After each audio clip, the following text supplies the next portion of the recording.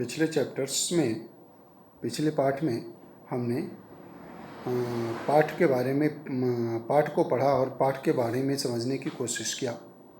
अभी हम पाठ के तत्वों के बारे में निबंध और नाटक और उसके तत्व के आधार पर पाठ को अच्छी तरह से समझने की कोशिश करें। आप जब कोई कहानी, उपन्यास, निबंध और नाटक पढ़ते होंगे तब एक फ़र्क नाटक और दूसरी विधाओं के बीच अवश्य महसूस करते होंगे। वह फ़र्क है दृश्य का।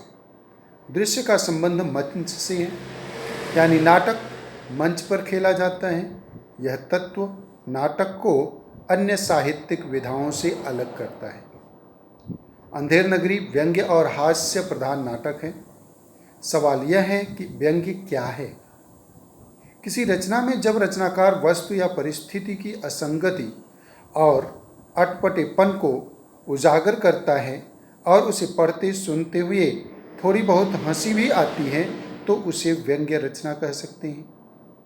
अच्छे व्यंग्य के लिए उस परिस्थिति विशेष के सही रूप की जानकारी जरूरी है जिस पर हम चोट की जाती है। व्यंग्य के माध्यम से झूठे आडंबरों या कुरीतियों पर चोट की जाती है। इसमें पहला जो चरण आता है वो कथा वस्तु की होती है। कथा वस्तु नाटक का एक महत्वपूर्ण तत्व है।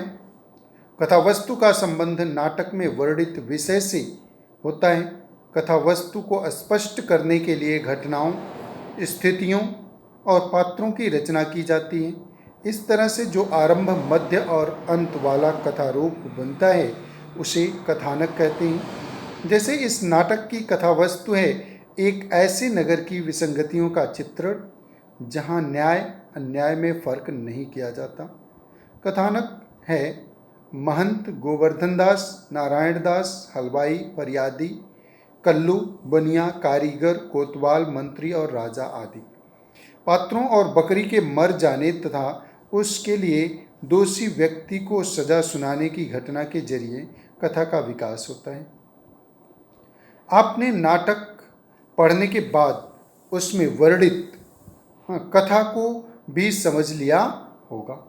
महंत अपने दो चेलों के साथ जिस अंधेर नगरी में पहुंचता है वहां हर वस्तु का भाव समान है। हर वस्तु टके सेर बेची जाती है। यह देखकर गुरु महंत को हैरत होती है और अनहोनी की आशंका भी होती है, क्योंकि वह अपने चेलों को तुरंत नगर छोड़ देने की सलाह देता है। पर चेला गोवर्धन दास गुरु की राय न मानकर उसी नगर में रह जाता है। दूसरी तरफ एक दुर्घटना, दीवार से दबकर बकरी का मर जाना के बाद फरियादी राजा के पास न्याय की आशा लेकर पहुंचता है तो राजा के हुक्म के बाद बकरी के मरने के लिए जिम्मेदार के रूप में क्रमशः कल्लू, बनिए, कारीगर, चूने वाले, भिस्ती, कसाई, गडरिये और कोतवाल को पकड़कर लाया जाता है, क्योंकि हर एक व्यक्ति किसी दूसरे को जिम्मेदार बनाकर खुद छूटता जाता है। अंततः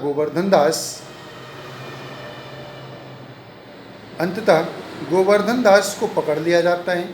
गोवर्धन दास को फांसी की सजा महज इसलिए दी जाती है कि उसकी गर्दन मोटी है। फांसी के पहले चेला गोवर्धन दास अपने गुरु को पुकारता है। किसको पुकारता है? अपने गुरु को। गुरु यानी महंत आकर गोवर्धन दास से गुप्त मंत्रणा करते हैं। मंत्रणा मतलब होता है आपस में बातचीत करना, गुपसुप करना। फिर गुरु चेले में वाद विवाद होने लगता है। कारण पूछने पर महंत बताता है कि इस शुभ मुहूर्त में जो फांसी चढ़ेगा उसे वैकुंठ मिलेगा।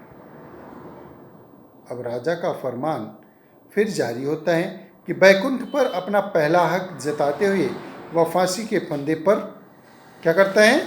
झूल जाता है। वह फांसी के फंदे पर झूल जाता है। अब इस पाठ से हमें निम्नलिखित प्रश्नों के कुछ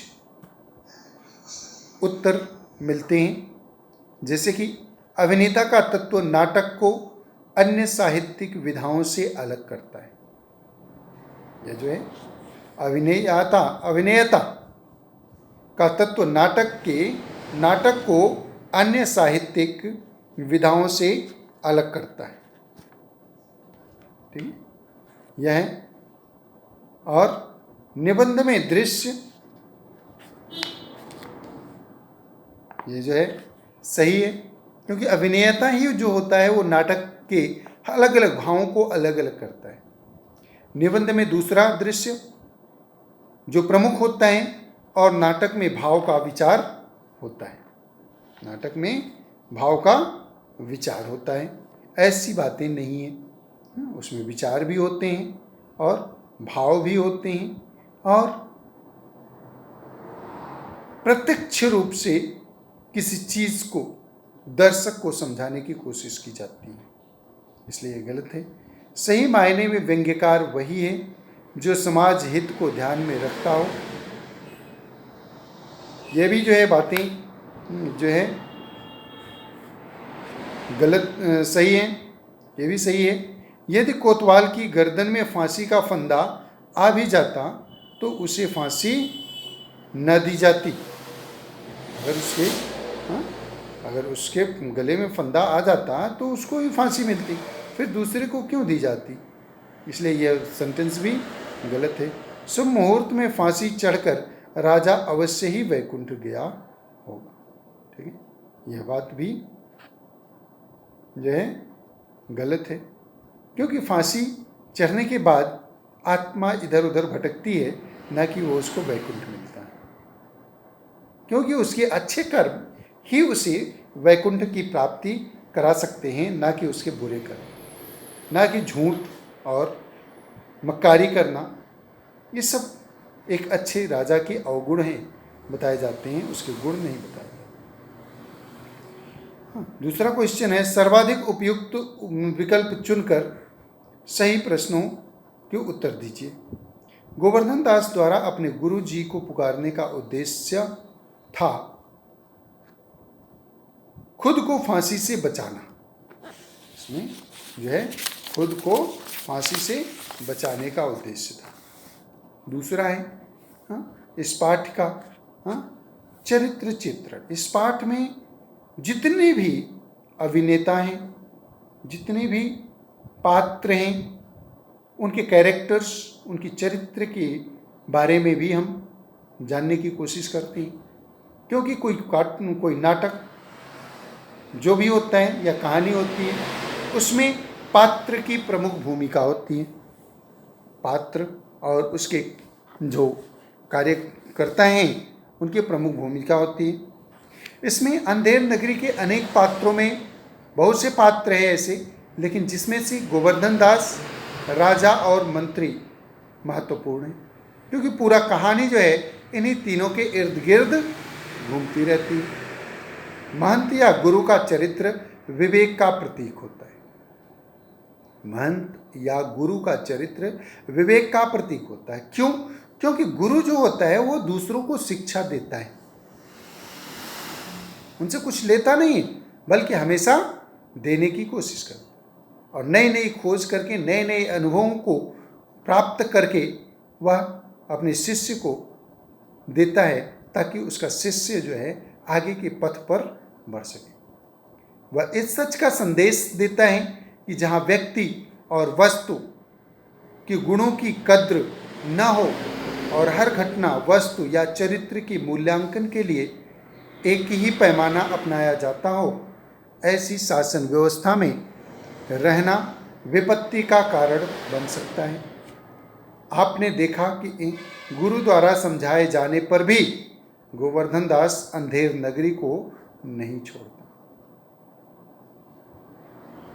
वह लोभ में पड़ जाता है। इसी का परिणाम है कि उसे फांसी देने के लिए पकड़ लिया जाता है। नाटक के प्रारंभ में ही महंत अपने शिष्य से कहता है कि यह नगर तो दूर से बहुत सुंदर दिखाई देता है, पर साथ ही वह सावधान भी कराता है कि लोभ मत करना, क्योंकि लोभ से मान यानी इज्जत या स्वाभिमान का ह्रास होता है, मिट जाता है। इस तरह वह शुरू से ही दूर से दिखने और वास्तविकता में अंतर स्पष्ट कर देता है कि दूर की जो वस्तुएं होती हैं वो देखने में तो सुंदर होती हैं, पर अगर हम नज़दीक जाते हैं तो वो वस्तु जो है वो सुंदर नहीं होती, एक सामान्य सी वस्तु दिखती। इसी तरह वह शुरू में ही दूर से दिखने वाले और वास्तविकता में अंतर स्पष्ट कर देता है और लोभ या लालच में पड़कर स्वाभिमान की भावना के नष्ट होने का भी उपदेश देता है। नाटक के अंत में महंत पुनः उपस्थित होता है और फांसी की सजा पाए अपने शिष्य गोवर्धन दास को बचाने तथा अविवेकी राजा को मृत्यु के मुंह में धकेलने का उपाय करता है। वह नाटक के अंत में यह स्पष्ट संदेश देता है कि ऐसा राज जो धर्म और बुद्धि पर आधारित नहीं होता, जहाँ नीति और सज्जनों को स्थान नहीं मिलता, वह अपने आप ही नष्ट हो जाता है। जैसे कि चौपट राज समाप्त हो गया, इस प्रकार महंत के चरित्र के माध्यम से लेखक बुद्धि और विवेक का इस्तेमाल करके अपनी स्वाधीनता बचाने और छोटी छोटी सुविधाओं में से न पकड़कर अपने स्वाभिमान की रक्षा करने का संदेश देता है। इसमें जो पहला पात्र परिचय है गोवर्धन दास का है। गोवर्धन दास एक ऐसा चरित्र है जो लालच का शिकार हो जाता है। इसका दुखद फल भी उसे मिलता है।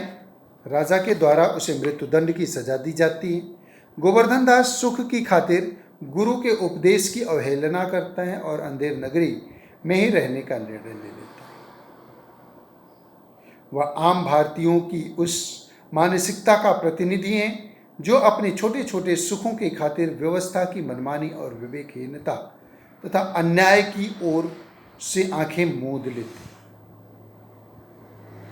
कुछ लोग ऐसे होते हैं जिसे हम चापलूस किस्म के आदमी को कहते हैं, जो अपने सुख के लिए झूठ बोलने से कतराता नहीं। क्षण, हालांकि वो क्षण भर के लिए, कुछ समय के लिए, लेकिन उस कुछ समय की सुख को प्राप्त करने के लिए वो क्या करता है, छोड़ देता है, अपनी झूठ का सहारा ले लेता है, जो कि गलत है। क्योंकि वो क्या है, अस्थाई। अस्थाई नहीं। अगर हम सच के रास्ते पर चले, हम दूसरों के साथ ठगी, बेईमानी, चोरी ना करें, चापलूसी ना करें, तो जो हमारे अंदर असलियत है, जो हमारी सच्चाई है, वो लोगों के सामने आएगी और लोग उस पर परमानेंट विश्वास करेंगे। और वे ये भूल जाते हैं कि आप जिस व्यवस्था में जी रहे हैं, अंततः उसका खामियाजा आपको भी भुगतना पड़ता, अकेला नहीं भुगता। उसके इर्द गिर्द जितने भी लोग हैं उसके साथ पिसे जाते हैं। जैसे कहावत है, गेहूं के साथ घुन भी पिसा जाता है। गेहूं होता है, जब आटा चक्की के बीच में, आटा पीसने वाली चक्की के बीच में जब वो जाता है तो उसमें बैठा हुआ घुन जो एक कीड़ा होता है जो गेहूं में चिपका रहता है, गेहूं में घुसा रहता है, छोटे छोटे इंसेक्ट होते हैं, वो जो है जब चक्की में घुसता है तो उसके साथ गेहूं घुन भी पिसा जाता है। ठीक उसी प्रकार से ये भी, अगर बड़ा आदमी जो झूठा है, जो गलत रास्ते पर चल रहा है, थोड़े दिन के लिए धन उसके प्राप्त हो जाता है, क्षणिक भर सुख प्राप्त हो जाता है, लेकिन उसके बाद उसकी यह स्थिति हो जाती है कुछ ही दिनों बाद कि फिर से वह जहां पर खड़ा था वहीं स्थान पर पहुंच जाता है। इसलिए हमें कोई भी कार्य करने से पहले हमें भविष्य की उसके परिणामों के बारे में जान लेना जरूरी होता है। गोवर्धन दास इसी बात को न समझकर वह उस वहाँ पर रह जाते हैं, जिसके कारण उन्हें फांसी पर झूलने की जैसी स्थिति आ जाती है। इसके बाद दूसरा पात्र है, इसमें प्रमुख पात्र है राजा का। एक राजा की प्रजा के लिए एक राजा की भूमिका जो होती है वो बहुत ही महत्वपूर्ण होती है। एक राजा जैसा होगा उसकी प्रजा भी वैसे ही होती है। ठीक उसी प्रकार से जैसे चोर के घर में चोर ही पैदा होते हैं, कभी सच्चे इंसान पैदा नहीं हो सकते। ऐसी स्थिति में जब हमारी न्यू जनरेशन आए, जब हमारे छोटे बच्चे हों या आसपास में कोई छोटा बच्चा हो, तो उनके सामने ऐसी बातों का प्रयोग ना करें जिसका असर उस बच्चे पर पड़े। राजा भी एक पिता के समान होता है। राजा अगर भ्रष्ट होता है, राजा अगर दुराचारी होता है, पापी होता है, तो उसकी प्रजा भी पापी और दुराचार बन जाती है। जिसका जीता जागता उदाहरण है अयोध्या के श्री रामचंद्र के बारे में आप लोगों ने सुना होगा। पहले जो है कितना अत्याचारी था, रावण राज्य था, रावण भी बहुत बड़ा प्रतापी राजा था, लेकिन रावण एक दुराचारी पापी होने के कारण उसकी प्रजा भी उतनी ही पापी हुई जितना कि राजा था। वहीं बगल में जो अयोध्या है, वहाँ के श्री राजा रामचंद्र जी हुए। उनकी प्रजा में चारों तरफ सुख शांति, सुख समृद्धि वैभव फैलता रहा। लोग सच का सहारा लेते थे और सच्चाई के बल पर वो आगे बढ़ते रहे, यहाँ तक कि रावण जैसे बलशाली, रावण जैसे पराक्रमी योद्धा को जानवरों की सेना लेकर, बंदरों की सेना लेकर के, बंदर भालू की सेना लेकर के वो टूट पड़े और विजय प्राप्त हुआ। रावण एक महापराक्रमी बलशाली योद्धा था। वह जो है अपनी पूजा के बल पर सारे देवताओं को अपने बस में कर लिया। जितने भी देवी देवता थे उसके दरबार में सभी बंधे हुए थे, कुछ नहीं कर सकते थे। लेकिन हनुमान उससे भी बड़े पुजारी निकले, जो अपनी पूजा के बल पर, अपनी सच्चाई के बल पर दूसरों की मदद करने के लिए वो आगे निकले और रावण और समुद्र जैसी विशाल समुद्र को कुछ ही समय में लांघ कर रावण ने प्रवेश किया और रावण जैसी विशाल नगरी को उन्होंने जला करके राख कर दिया। ठीक उसी प्रकार से एक प्रजा के लिए, एक राज्य के लिए, एक राजा का बहुत ही महत्व। यहाँ राजा के बारे में नाटक बताता है कि वह चौपट है, वह सिर्फ भोग विलास में डूबा रहता है, हर समय नशे में धुत रहने के संकेत से वह यह बात स्पष्ट होती है, जहाँ शराब का तो जिक्र है ही, साथ ही वह भी इशारा है कि वह आत्म केंद्रित है और उसे अपने मूल कर्तव्य यानी जनता के दुख सुख की भी चिंता नहीं है। वह अपनी जनता के प्रति संवेदनशील नहीं है। इसी कारण उसके राज में सच्चे लोग तो मारे जाते हैं और मूर्ख और मारे जाते हैं और धूर्त दुष्ट लोगों का वर्चस्व है। ऐसे उसके राज्य में उन लोगों की बन आई है जो ऊपर तौर जो ऊपरी तौर पर सभ्य होने का दिखावा करते हैं, पर भीतर ही भीतर कुचक्र चलाते हैं, रणनीति चलाते हैं ताकि दूसरे को किस प्रकार से छोटा, असम्मानित किया जा सके, ये जो है दिखाते हैं। यहाँ सज्जनों को सजा मिलती है और झूठे लोग उपाधियों से नवाजे जाते हैं, सम्मानित होते हैं। सार देश में अंधाधुंध मचा हुआ है और ऐसा लगता है जैसे राजा यहाँ न होकर विदेश में रहता। यह अंग्रेजी राज्य पर टिप्पणी है ही, क्या आज के संदर्भ में भी यह टिप्पणी उपयुक्त नहीं लगती? स्वाधीन भारत का शासक वर्ग भी सीधे तौर पर तो विदेश से निमंत्रित नहीं होता, पर विदेशी कंपनियों के लिए रास्ता खोलने का काम करता हुआ जरूर लगता है। अंधेर नगरी के चौपट राजा के लिए न्याय नहीं, उसका दिखावा महत्वपूर्ण है। राजा की इस संवाद पर ध्यान दीजिए। तुम्हारा न्याय यहाँ ऐसा होगा, तुम्हारा न्याय यहाँ ऐसा होगा कि जैसे यम के यहाँ भी ना होगा। नाटक के अंत में बहुत ही सुंदर ढंग से अधिकांश आत्मकेंद्रित और विवेकहीनता को भी दिखाया गया है।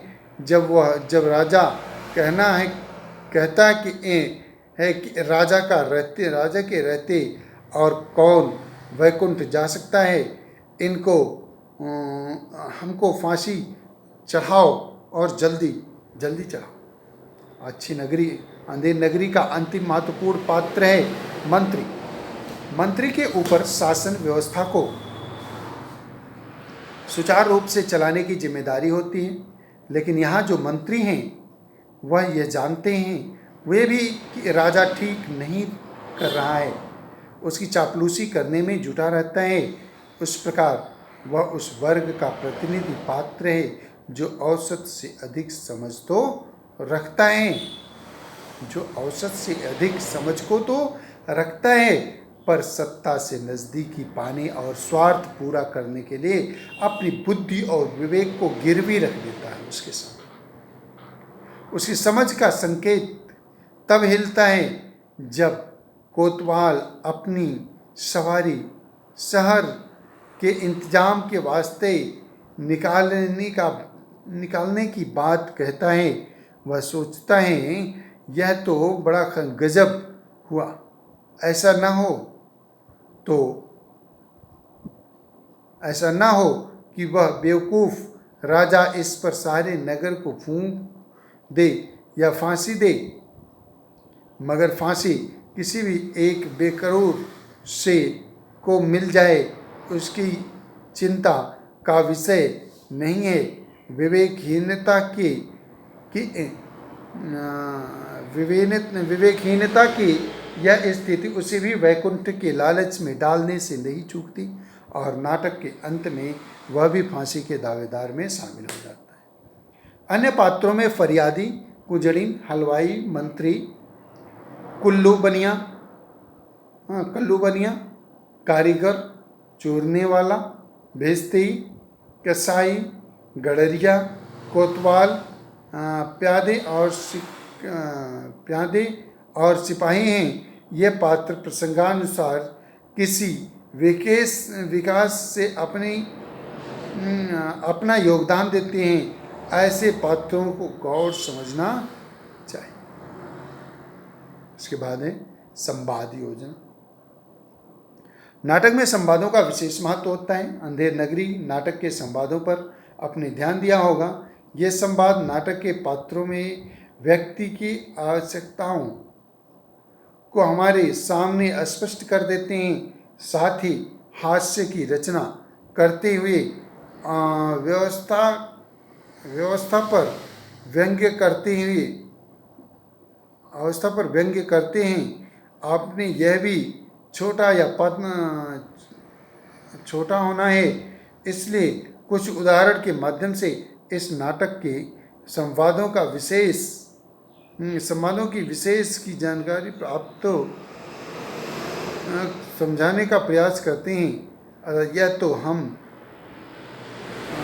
हम देख चुके हैं कि नाटक में महंत गोवर्धन दास राजा और मंत्री मुख्य पात्र हैं। यदि इन्हें कुछ कहते हैं उससे अर्थात उनके संवादों से इस पात्रों का व्यक्तित्व हमारे सामने स्पष्ट हो जाता है। अंततः परिस्थितियों की असलियत को पहचान लेने वाला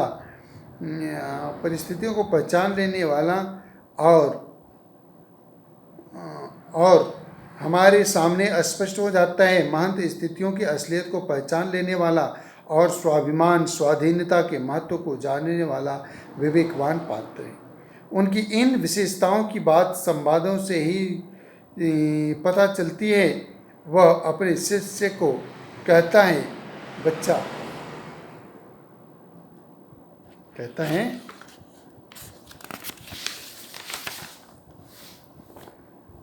बच्चा बहुत लोभ मत करना। वह शिष्य को फिर से सावधान करता है, तो बच्चा ऐसी नगरी में रहना उचित नहीं है जहाँ टके शेरबाजी और टके ही शेर खा जाओ। स्पष्ट है कि महंत का वह संवाद बहुत महत्वपूर्ण है। उसकी आशय यह है कि जिस राज्य में आसमान वस्तुओं से सज्जनों और दुष्टों में अंतर ही नहीं किया जाता, उस राज्य में बसना विपत्ति का कारण हो सकता है। अंधेर नगरी की यह कहानी विशेषता में अनेक स्थानों पर मिलती है। इस क्षमता के आधार पर वह नाटक सटीक और अचूक व्यंग्य रचने में समर्थ हुआ है। गोवर्धन दास की विषय में हमने पढ़ा कि वह विवेक के कारण लाभ में फंसता है। लोभ के कारण वह अपने तक ही केंद्रित हो जाता है, पर अपने को संकट में डालता है। निम्नलिखित संवाद उसकी इस विशेषता को प्रकट करते हैं। गुरुजी ने हमको नाहक यहाँ रहने से मना कर दिया था। माना कि देश बहुत बुरा है, पर अपना क्या, अपना किसी का जाल राजकाज में थोड़े ही कि कुछ डर है। रोज मिठाई चावना, मजे में आनंद से राजभोग करना। राजा के संवादों पर आपका ध्यान विशेष रूप से गया होगा। उसके संवादों में कोई तरतीब नहीं है। वह प्रत्येक से, चाहे उसका कोतवाल ही क्यों ना कहकर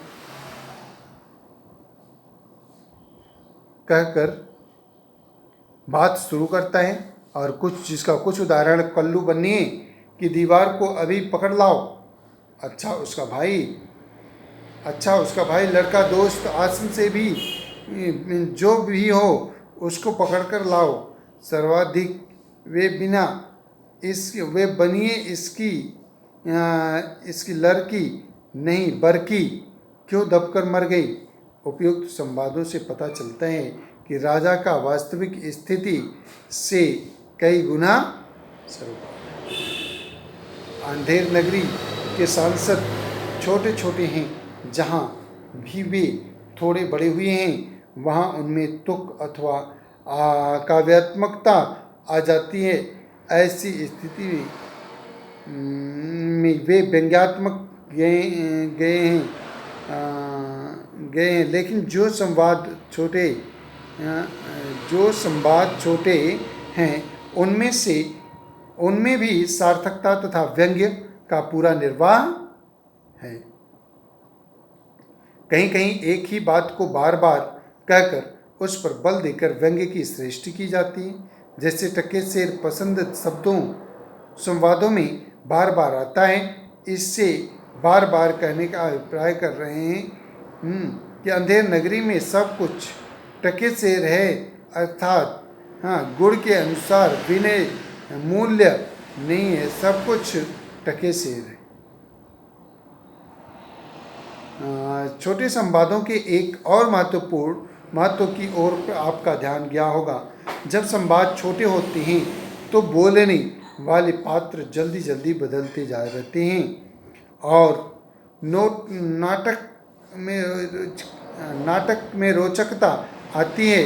इससे घटना का विकास बेगति से होता है, साथ ही वे अभिनेता में भी सहायक होते हैं। इसके बाद आता है परिवेश। इस कथा का परिवेश क्या है?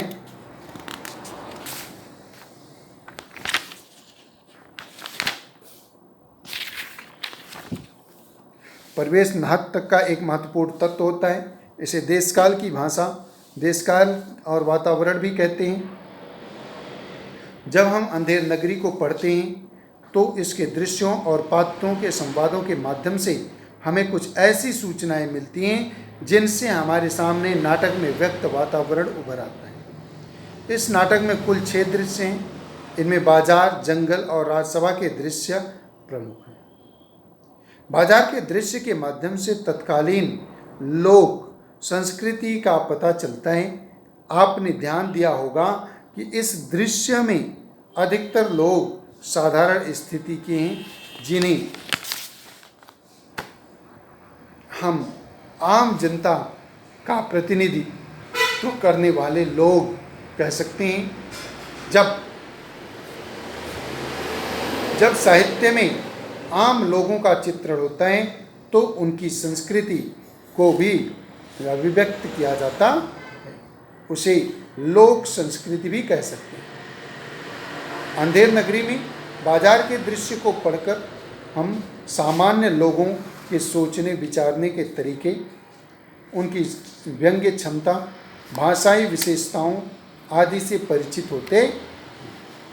कुल मिलाकर इसे लोक संस्कृति कहा जा सकता है।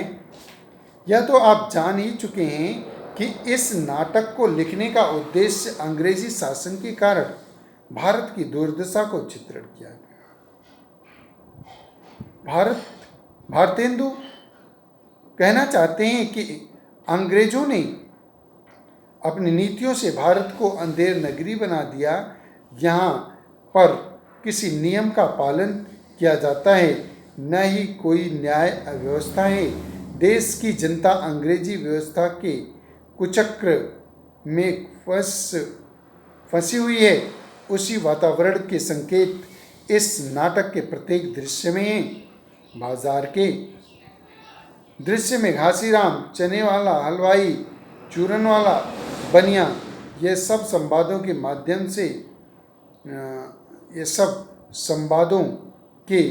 माध्यम से स्थितियों पर व्यंग्य करते हैं।